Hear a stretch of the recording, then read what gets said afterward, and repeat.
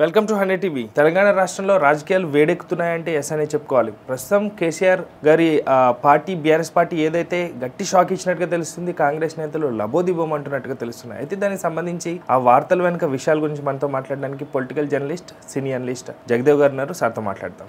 నమస్తే అండి. నమస్తే. సో కేసీఆర్ గారి పార్టీ బీఆర్ఎస్ పార్టీ లేకపోతే టీఆర్ఎస్ పార్టీ గట్టి షాక్ ఇచ్చినట్టుగా తెలుస్తుంది. కాంగ్రెస్ నేతలు లబోదిబోం అంటున్నారు.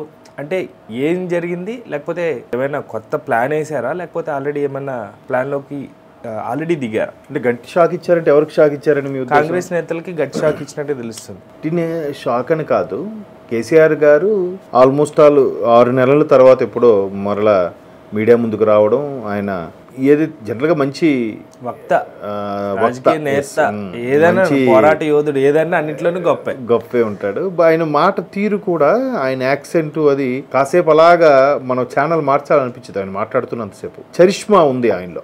సో ఎట్టకేలకు ఆయన బయటకు వచ్చారు, మాట్లాడారు. మనం కొడితే తెలిసిందే కదా, గట్టిగా తగులుతుంది, ఇలా అలా ఉండదు అన్నట్టుగా.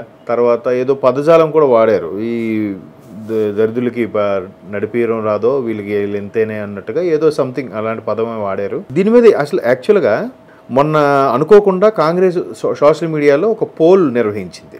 అంటే ఫామ్ హౌస్ పరిపాలన కావాలా, ప్రజల వద్దకు పరిపాలన కావాలా అన్నట్టుగా నడిపించారు. సో దాంట్లో భాగంగా ఫామ్ హౌస్ పరిపాలనే కావాలి అని ఒక 67% మంది, ప్రజల వద్దకు పరిపాలన కావాలని 33% మంది కోరుకున్నట్టుగా ఆ సర్వేలో ఆ పోల్స్ వచ్చాయంట. అది ఇప్పుడు వీళ్ళు దాన్ని బీఆర్ఎస్ వాళ్ళు ఎట్లా సంకలు గుద్దుకుంటున్నారంటే, అరే మీ పార్టీ నడుస్తుంది, మీ పార్టీ వచ్చి సంవత్సరం అయిందో లేదో అప్పుడే మిమ్మల్ని విసిగిపోతున్నారు, మీరు దిగిపోవాలనుకుంటున్నారు, కేసీఆర్ ప్రభుత్వమే రావాలనుకుంటున్నారు అన్నట్టుగా బీఆర్ఎస్ నాయకులు, కేసీఆర్ గారు అదే మాట్లాడుతున్నారు. అయితే ఇక్కడ మనం గమనించాల్సింది ఏంటంటే, కాంగ్రెస్ ప్రభుత్వం ఉండి కాంగ్రెస్ సోషల్ మీడియాలో ఉన్నవాళ్ళు జనరల్గా ఏ ఛానల్కి ఆ ఛానల్ సంబంధించిన ఫేవర్గా ఉండేవాళ్ళు, కార్యకర్తలే ఎక్కువగా దాన్ని సబ్స్క్రైబ్ చేస్తారు కదా. మరి కాంగ్రెస్ ఇచ్చిన సోషల్ మీడియా వేదికగా ఇచ్చిన పిలుపులో కాంగ్రెస్ వాళ్ళే కదా ఎక్కువగా ఉండేది. మరి ఇప్పుడు బీఆర్ఎస్ వాళ్ళకి ఫేవర్గా వచ్చిందని ఎలా అనుకోవాలి, దీన్ని ఎలా నమ్మాలి? అంటే ఇక నాకు వ్యతిరేకత at the first stage in their own party, own house, అంతే కదా. అలా కాదు, నాకు ఇక్కడ వచ్చే డౌట్ ఏంటంటే, నిజంగా కాంగ్రెస్ ఆ ఎగ్జిట్ పోల్ నిర్వహిస్తే కనుక కాంగ్రెస్కే 33% వచ్చేలాగా ఉంటే కనుక కాంగ్రెస్ కి ఫేవర్ గా, ఇప్పుడు పవన్ కళ్యాణ్ ఛానల్ ఎక్కువ పవన్ కళ్యాణ్ ఫ్యాన్సే కదా సబ్స్క్రైబ్ చేసేది, అలాగే వాళ్ళది. మరి ఇక్కడ బీఆర్ఎస్ కి వచ్చిందంటే కారణం ఏంటి? ఆ ఎగ్జిట్ పోల్ కూడా కాంగ్రెస్ ముసుగులో బీఆర్ఎస్ వాళ్ళు ఎవరైనా నడిపించారా, బీజేపీ వాళ్ళు ఎవరైనా నడిపించారా, వాళ్ళకి బదనాం చేయడానికి, కాంగ్రెస్ ప్రభుత్వాన్ని బదనాం చేయడానికి ఇలా చేశారా అనే ఆలోచన కూడా ఒకటి ఉంది నాకు వచ్చిన ఐడియా. ఎందుకంటే ప్రశాంత్ కిషోర్ గారు పొలిటికల్ స్ట్రాటజిక్ పర్సన్గా ఉన్నప్పుడు ఆయనన్ని ఇలాంటి స్ట్రాటజీలో ప్లే చేసేవాడు. సొంత పార్టీలో ఉంటే వాళ్ళ నుంచి వాళ్ళకే విసురులు వేసి మళ్ళీ వాళ్ళకే ఫేవర్గా వచ్చి, వాళ్ళే అవతల వైపు పార్టీ వాళ్ళకి వీళ్ళు కొంతమంది క్రియేట్ చేసి వాళ్ళతో వీళ్ళకి సెటైర్ లేపించి వీళ్ళు మళ్ళీ వాళ్ళకి వేసారన్నట్టుగా. అంటే మీకు అర్థమవుతుందా? భారతంలో శకుని పాత్ర లాంటిది. భారతంలో శకుని ఎట్లా చేశారు? దుర్యోధన వైపు ఫేవర్గా ఉంటాడు, దుర్యోధనుడికి పతనం అయ్యేలా చూస్తుంటాడు. ఎప్పుడు పతనం అవుతాడు? పాండవులను రెచ్చగొడితే కదా యుద్ధానికి వస్తారు, అప్పుడు దుర్యోధను పతనం చూడొచ్చు కదా. అట్లా దుర్యోధన వైపు ఉంటూనే దుర్యోధనుకి బాగా ఇది చేసి పాండవుల్ని రెచ్చగొట్టేలా చేస్తాడనమాట. సో అట్లా ఇక్కడ కూడా బీఆర్ఎస్ కానీ బీజేపీ వాళ్ళు కానీ అట్లా ఏమైనా చేసి ఉండొచ్చా అని నాకు ఒక డౌట్ ఉంది. Maybe there is a chance. అయితే ఇక్కడ బీఆర్ఎస్ కాంగ్రెస్ ఈ విధంగా మాటల యుద్ధంతో కొట్టుకుంటుంటే మధ్యలో లబ్ధి పొందేది బీజేపీ. ఎందుకంటే అటువైపు ఢిల్లీలో ఎలక్షన్స్ రేపు 5వ తేదీన 6వ తేదీన ఉన్నాయి. సరిగ్గా ఈ ఎగ్జిట్ పోల్ ఏదైతే సరదాగా కాంగ్రెస్ సోషల్ మీడియాలో నిర్వహించారో, దీనికి ఎగ్జిట్ పోల్ కాంగ్రెస్ కి వ్యతిరేకంగా ఎక్కువ రావడం వల్ల బీజేపీ వాళ్ళు దీన్ని తీసుకుని అక్కడ వాడేస్తున్నారు. ఆల్రెడీ చూసారా కాంగ్రెస్ ఎందుకు ఓడిపోయిందో ఇప్పటికైనా మీకు అర్థమైందా? యూపీఏ గవర్నమెంట్ అందుకే ఫామ్ చేయలేకపోయింది. ఆల్రెడీ కాంగ్రెస్ పరిపాలిత ప్రాంతమైన తెలంగాణ రాష్ట్రంలో కూడా ఇదే ఆ ప్రజల అభిప్రాయం, కాంగ్రెస్ ఎక్కడ ఉన్నా ఇలాగే ఉంటుందని చెప్పి ఆల్రెడీ ఢిల్లీ ఎన్నికల ప్రచారంలో బీజేపీ వాడేసుకుంది. అసలు కాంగ్రెస్ కి ఇలాంటి థాట్ వచ్చేలా చేశారా, లేదా కాంగ్రెస్ మీద పడక, లేదంటే రేవంత్ రెడ్డి గారు ముఖ్యమంత్రిని ఆ గద్దె నుంచి దించాలనే ఆలోచనతో అందులో ఒక వర్గం ఇలా చేశారా, లేదా మన ప్రశాంత్ కిషోర్ గారి స్ట్రాటజీ లాగా బయట వర్గమే అందులో కాంగ్రెస్ వాళ్ళగా బిహేవ్ చేసి ఇలా బయటికి చేస్తున్నారా?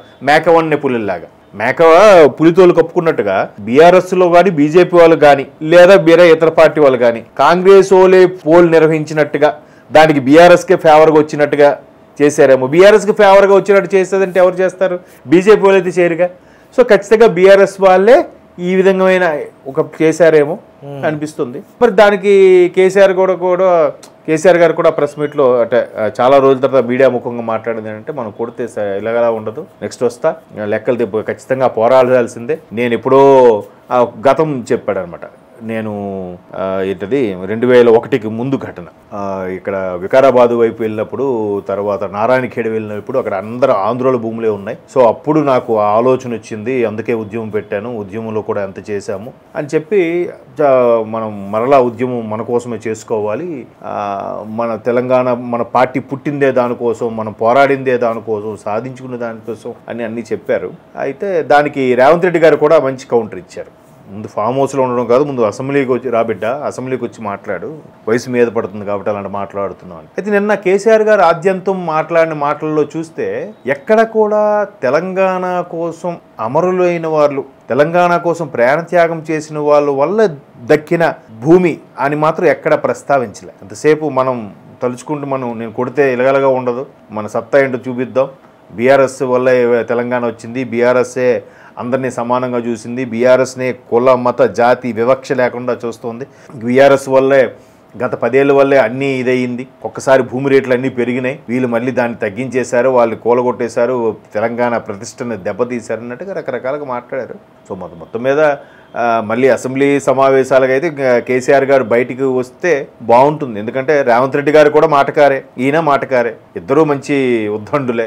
ఇప్పుడు ఇంతవరకు కేటీఆర్ గారే పాపం తన భుజస్కంధాల మీద మోసారని చెప్పాలి ఒక విధంగా. ఈయన కేసీఆర్ గారు మౌనంగా ఉండడం వల్ల హరీష్ రావు గారు, కేటీఆర్ గారే ప్రతి ఏదొచ్చినా డిఫెన్స్ ఆడడం, ఏదొచ్చినా మాట్లాడడం చేశారు. మరి ఇప్పుడు కేసీఆర్ గారు వచ్చారు కాబట్టి ఈ మాటల మాంత్రికుడు నిజంగా మరి మాటల గారడీ ఎలా చేస్తారో అనేది చూడాలి. సో రేవంత్ రెడ్డి గారికి కూడా ఇప్పుడు మంచి టాస్క్ ఈయన కానీ వస్తాయి. అంటే రాజకీయ సీనియర్ ఎలా ఉందంటే కుర్తిలో పడ్డ ఎలకలాగా అయింది పాపం రేవంత్ రెడ్డి గారి పరిస్థితి. సీనియర్లు పక్క నుంచి ప్రెజర్ వస్తుంది, సోనియామ్మ గారి దగ్గరికి పదే వెళ్తున్నారు, ఆ సీటు గురించి మాట్లాడుతున్నారు. ఈ పక్క నుంచి ప్రజల నుంచి కొంచెం వ్యతిరేకత 100% ఉందని చెప్పుకోవాలి. ఎందుకంటే సాక్ష్యాలు ప్రతి ఒక్కరు కూడా చూసారు. హైడ్రా పేరుతో ఎంత రోడ్డు పైకి వచ్చినటువంటి వాళ్ళు ఎలా ఉన్నారు, హైడ్రా ఒకటి, మన మూసి పరివాహకాలని, అది కాదు ఇంకా చాలా వరకు ఉన్నాయి. సో అది ఒకటి. సో వ్యతిరేకత ఉంది. ఈ పక్క నుంచి ఇప్పుడు కంప్లీట్ గా ఏదైతే రాకూడదు అనుకో ఆ సెగ డైరెక్ట్ గా ఇప్పుడు తగిలితే వీటితో పాటు మీరు అన్నట్టు వీటితో పాటు ఛాలెంజ్ స్టార్ట్ అవుతుంది ఆయనకి. అసలే టాస్క్ స్టార్ట్ అవుద్ది. అండ్ మోర్ ఓవర్ ముందుకి పంచాయతీ ఎలక్షన్స్ ఒకటి ఉన్నాయి, పంచాయతీ ఎలక్షన్ అదొక టాస్క్ ఉంది. మళ్ళీ ఇప్పుడు ఎమ్మెల్సీ ఏదో సంథింగ్ ఏదో ఉన్నాయి, అదొకటి అవి ఒకటి వస్తాయి. సో చూడాలి పాపం రేవంత్ రెడ్డి గారు ఇప్పుడు రేవంత్ రెడ్డి గారు సీఎం అంటే ఏంటనేది చూపించాల్సిన టైం.